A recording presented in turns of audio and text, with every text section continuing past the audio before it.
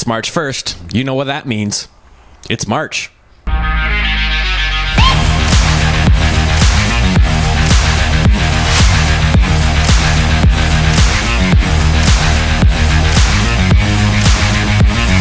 My name is Jordan Kiss. Welcome back to Kings This Week. The Kings coming off a very long road trip last week and a pretty successful road trip, I may add, as well, as we'll recap those games in Prince George and Chilliwack momentarily. Kings back at the Hab this weekend for a doubleheader against the Grizzlies. We'll tee those up as well. And then also I'll tell you how the Kings can clinch a playoff spot this weekend. So let's get started like we usually do with our weekend recap.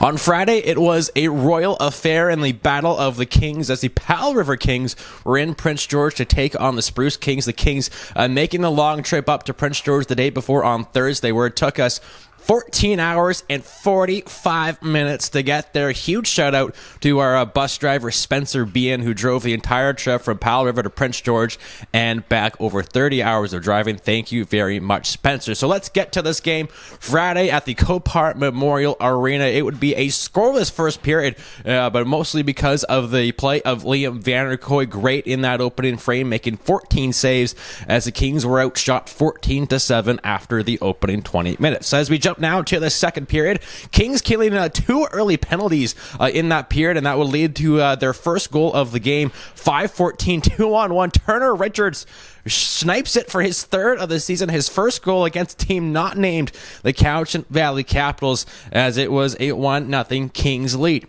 Then 10:37 on a power play. Luke O'Reilly on the ice gets the pass from Carter McNarland, wires it in, his 15th of the season, as now 2-0 Kings, and the strong second period continued. 19-20 final minute, scramble in front, loose puck put in by Parker Lalonde, his 10th of the season, as the Kings a huge 3-0 lead after 40 minutes. Then in the third period, the Spruce Kings would get one on the board. 4:26 off the offensive zone faceoff. Ben LaFranc puts it towards the net, hits something in front, goes in, his fourth of the year. 3-1 Kings lead. But they would restore that 3-goal lead in about 4 minutes later on another power play.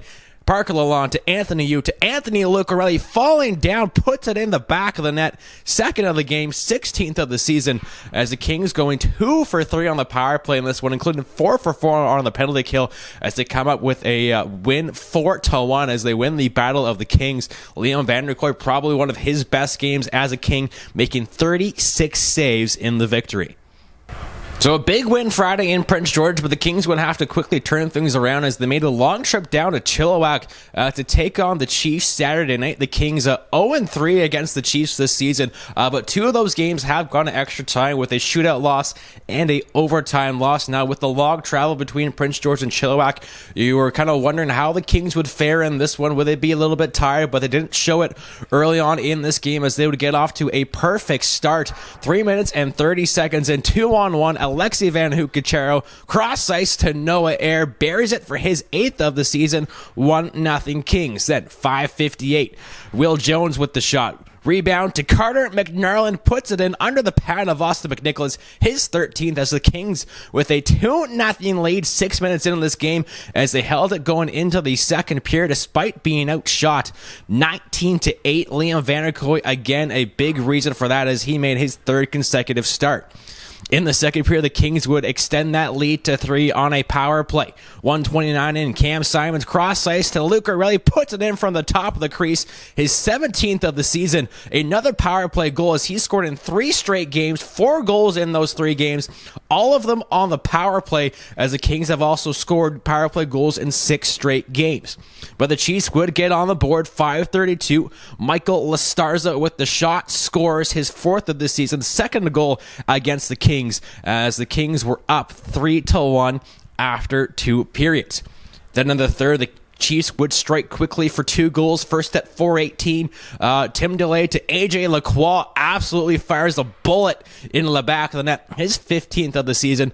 And then just over 30 seconds later, Brian Morris with a slap shot from the right point makes its way into the back of the net, as just like that, we are tied 3-3, as for the third time this season, the Kings and the Chiefs would head to overtime. Now in OT, Chiefs getting the first golden opportunity. Mason Kesselring to the forehand, but denied by the pad of Liam Vanderkooy. Then shortly later, the Kings will go the other way. Case Young with a couple whacks at it in front, doesn't go in the back of the net. The puck will be flipped out to center. It's a race for it. AJ Lacroix gets to it first. He kept it, he shoots it, and he scores the overtime winner, his second of the game, as the Kings lose a heartbreaker in this one. Being outshot 44-25, but hung in there the entire way. And despite that hard loss, the Kings coming up with a very successful weekend, picking up 3 of 4 points on a very difficult road trip. So a pretty good weekend overall for the Kings, as they now have a record of 15-23, 4-3. With 9 games remaining here during the season, they have an 8-point cushion over the Langley Rivermen and 14 points up on the 9th place Cowichan Valley Capitals, as the playoffs seem to be more intimate going forward. And we'll have more on that, on how the Kings can clinch momentarily here, as the Kings will be back at home for 2 games to kick off the month of March against the Victoria Grizzlies. The Grizzlies right now tied for 5th in the Coastal Conference with Chilliwack at 50 points with a record of 21-14, 5-3 on the season.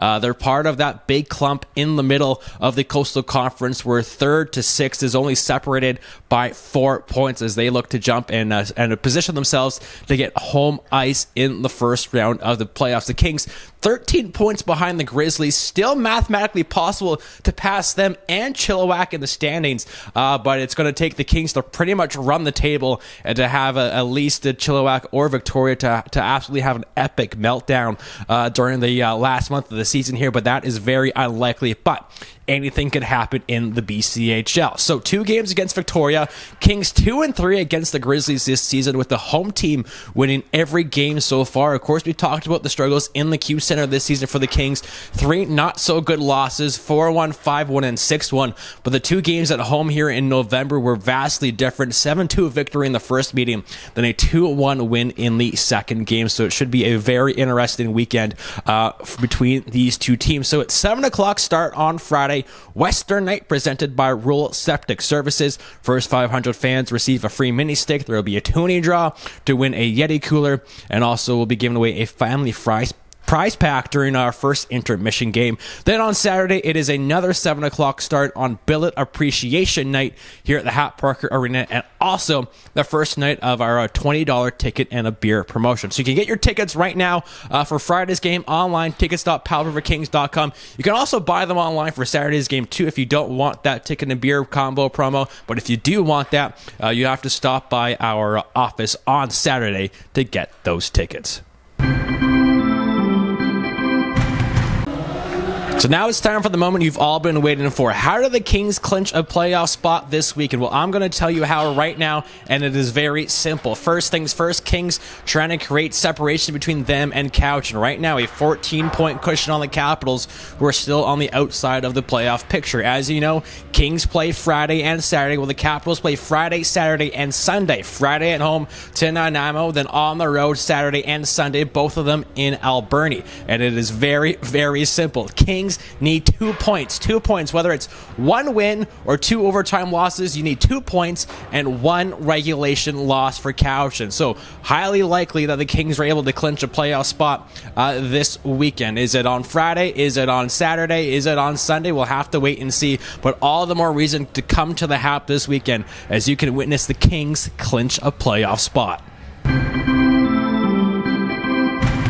And that will do it for another episode of Kings this week. As always, thank you very much for joining me. We're right now in the final stretch of the Powell River Kings Dream Lottery. Right now, the jackpot is at $37,000. That is correct. The winner will take half. If you haven't already, buy your tickets online at powellriverkings.com. Hit the Dream Lottery tab. We're going to pick a winner later this month, March 18th, at our final home game. And if you've already gotten tickets, great. Congratulations. But why not increase your odds and buy more? Again, the jackpot, $37,000, only going to get bigger by the time we pick a winner on March 18th. Kings are back in action for 2 games this weekend, Friday and Saturday against the Grizzlies, both of them 7 o'clock, and with a chance to clinch a playoff spot either Friday or Saturday. So again, lots of reasons to come out to the half. Of course, Western Night on Friday, presented by Rural Septic Services, then Billet Appreciation Night on Saturday. And if you can't come out to the half, join me on the Kings Broadcast Network with the pregame show starting at 6:45. So until next time, my name is Jordan Kiss. Go Kings, go.